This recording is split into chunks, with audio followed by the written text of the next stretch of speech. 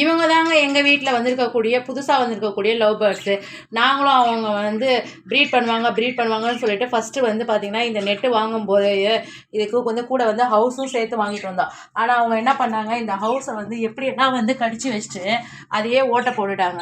சுத்தமாக இது உள்ள அது இருக்கவே முடியாது, அப்படியே வந்து ஃபுல் அண்ட் ஃபுல் வந்து உடச்சி போட்டாங்க.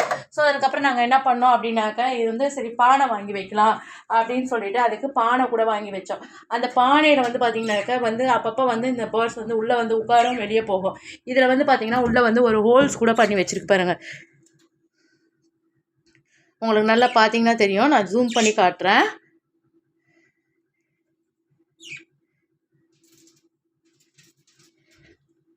நல்லா உள்ள ஒரு ஹோல்ஸ் தெரியுதுங்களா? இந்த பானையவே வந்து எங்கள் வீட்டு லவ் பேர்ட்ஸ் வந்து ஓட்டை போட்டு வச்சிச்சு. இப்போ நாங்கள் இதை எப்படி தான் நாங்கள் வந்து ப்ரீடு பண்ணுறதுக்கு நாங்கள் செட்டிங் பண்ணது எனக்கு ஒன்றும் புரியல. இவங்க ஏன் இப்படி பண்ணுறாங்கன்னோ எங்களுக்கு விளங்க மாட்டேங்குது. உங்களுக்கு ஏதாவது ஐடியா தெரிஞ்சால் கமெண்ட்டில் சொல்லுங்கள் ஃப்ரெண்ட்ஸ். இந்த பாருங்கள், இவங்க தான் அழகான லவ் பேர்ட்ஸ். எங்கள் வீட்டுக்கு வந்து கிட்டத்தட்ட ஒரு 6 to 7 வந்து ஆயிடுச்சு.